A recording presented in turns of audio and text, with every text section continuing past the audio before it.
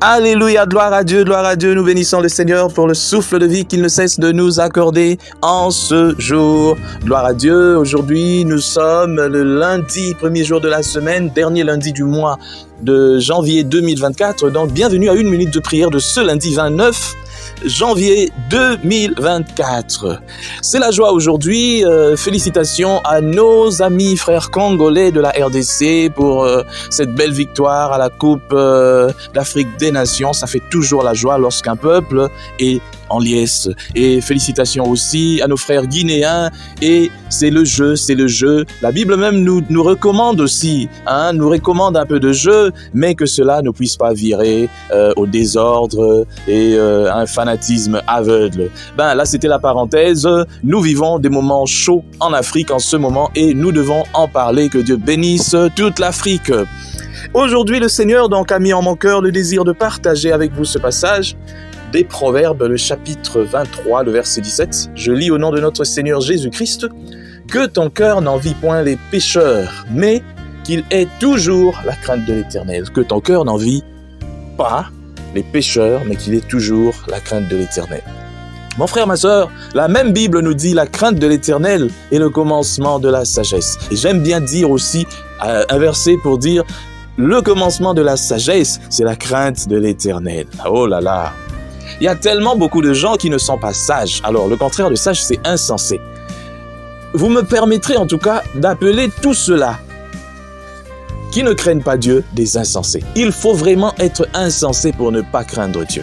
Comment ne pas craindre celui qui a créé les cieux et la terre? Celui qui nous nourrit, qui donne la pluie, qui nous donne la vie tous les jours lorsque tu te réveilles. Ce n'est pas le fait d'un hasard, c'est parce que Dieu a voulu que toi, tu puisses te mettre sur tes deux pieds, tes deux jambes. Mais comment ne pas craindre quelqu'un de pareil? En tout cas, j'aimerais attirer ton attention ce matin sur quelque chose. Dans ce monde, les méchants prospèrent. Les méchants prennent les pouvoirs de foi dans certains pays. Les méchants sont puissants.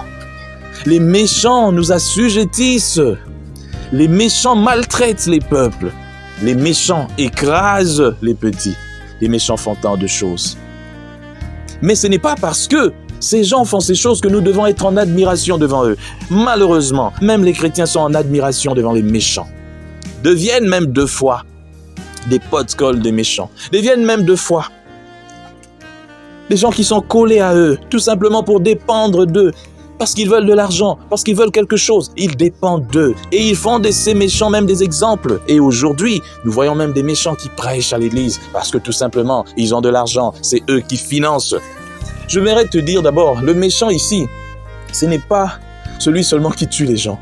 Le méchant n'est pas seulement celui qui insulte les gens ou bien, c'est pas la même définition. Le méchant dans la Bible, c'est toute personne qui ne craint pas Dieu.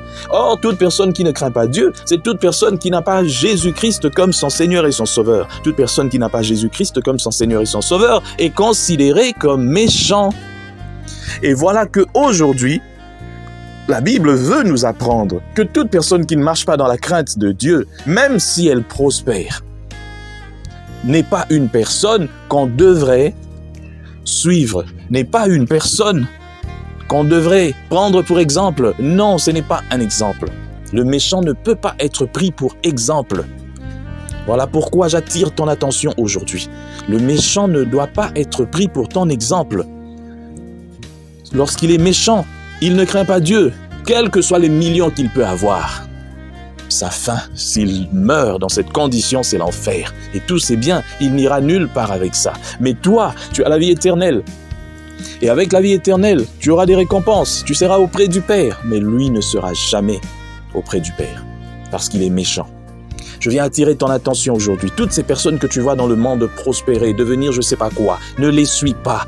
Ne cherche pas à devenir comme eux, sinon tu perdras la crainte de l'Éternel. Tu perdras ce que tu as de plus prestigieux, c'est-à-dire la vie éternelle. Beaucoup ont suivi les méchants et ont perdu la vie éternelle. Beaucoup, ils ont renié Jésus-Christ en allant entrer dans des bêtises. Certains à l'université, un prof les a appelés pour leur montrer je sais pas quoi, alors qu'ils étaient intelligents, mais les profs les ont encore initiés dans des bêtises. Et aujourd'hui, même si vous pensez crier Jésus, Jésus, mais vous êtes déjà dans des bêtises, on ne mélange pas Dieu. Je pense encore à cet homme qui m'a dit un jour, Dieu est là, Dieu est pour tout le monde, et ça ne fait pas du mal si je vais aussi du côté de la tradition, du côté de mon père, il y a des choses qu'on doit me faire parce que je dois protéger ce poste. Tu mourras et tu iras en enfer. Qui que tu sois, je te le dis.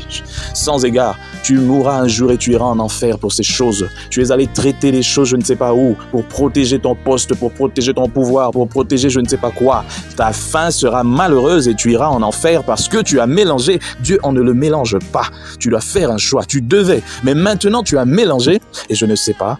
Dieu est un Dieu jaloux. Et si même pour son peuple, il s'est permis au fait de pouvoir exterminer et laisser son peuple être exterminé, à combien plus forte raison pour toi? Voilà pourquoi j'appelle à ta conscience aujourd'hui, ce matin, pour te dire, ne suis pas le méchant. Quelle que soit la façon dont il se comporte, quel que soit l'argent qu'il amasse, ne le suis pas. Ce n'est pas un bon exemple. Si tu le suis, tu seras perdu à tout jamais. Mieux vaut pour toi être perdu dans ce monde qu'être perdu pour l'éternité. Mais je te donne l'occasion de racheter ton éternité avec Jésus-Christ. Tu peux aujourd'hui faire un pas, abandonner cette poursuite insensée, abandonner ce que tu veux faire. Tu es peut-être sur le point d'aller traiter une alliance parce que tu veux t'en sortir. Ne le fais pas. Crois au Seigneur Jésus. Mets ta confiance en Christ. Mets ta confiance en Dieu et tu vas prospérer. Au nom de Jésus, nous prions. Seigneur, merci. Merci car, Seigneur, le méchant peut prospérer comme il veut. Il peut faire tout ce qu'il veut, même du succès. On s'en fout, Seigneur. Tout ce que nous voulons, c'est regarder vers toi. Seigneur, c'est toi qui donnes. Même le succès, c'est toi qui donnes. Seigneur, si l'élévation vient de toi, le méchant ne peut rien nous enseigner. Il ne peut rien nous apprendre. Nous avons tout à gagner auprès de toi. Merci Seigneur de faire de nous des hommes et des femmes qui restent braqués sur toi. Et que gloire te soit rendue. Au nom de Jésus-Christ. Amen. Bonne semaine à tous.